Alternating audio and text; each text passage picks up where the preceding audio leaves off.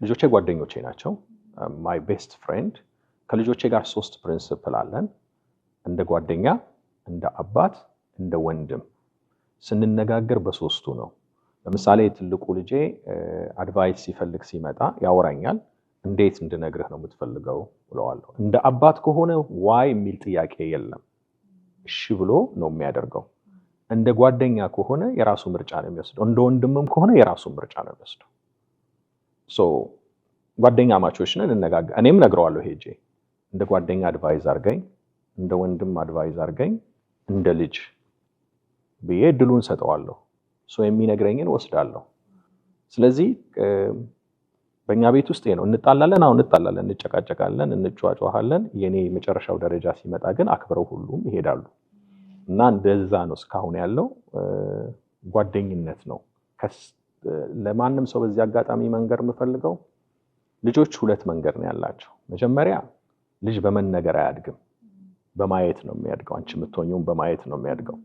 ሁለተኛው ግን ከተወሰነ እድሜ በኋላ ልጆች ሪስፖንሲቢሊቲ እየሰጡ ጓደኛ ማድረጉ ነው የሚያዋጣው።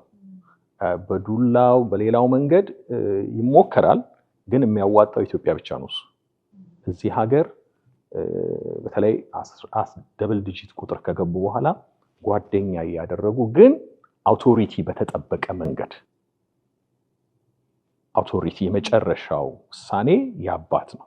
ኦቨርራይድ የሚባል ነገር የለም። የአባትና የእናት ቃል እና ያንን እየተጠበቀ በዛ መልክ ከቀጠሉ ልጆቹ ያንን ያዩትን ይዘው ሞደርን እያደረጉት ሞር እያሻሻሉት ጓደኝነቱ ይቀጥላል።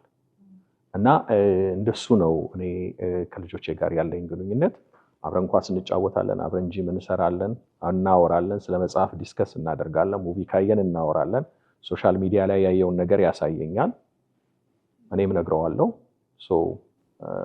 እኔ አባቴ ጋር አብሬ ያላደኩ እና ያለ አባት ማደግ ምን ያህል ጉዳት እንዳለው አውቃለሁ። ስለዚህ ልጄ ያን ጋፕ እንዲያጣ አልፈልግም። በጣም ጥሩ እናት፣ በጣም በጥሩ ያሳደገችኝ እናት ናት ያለችኝ። ግን if you have a million or billion dollar የአባትን ቦታ ልትተኪ አትችልም እና የሚጎል ነገር አለ። ስለዚህ ልጆቼ ያንን እንዳያጡ፣ ያም መኖር ብቻ ሳይሆን ቤት ውስጥም ፍቅሩን በደንብ ቴስት እንዲያደርጉት አድርጌ ነው አብሬያቸው ያለሁት። ሙሉ ነኝ፣ ፐርፌክት ነኝ ነው ኖባዲ።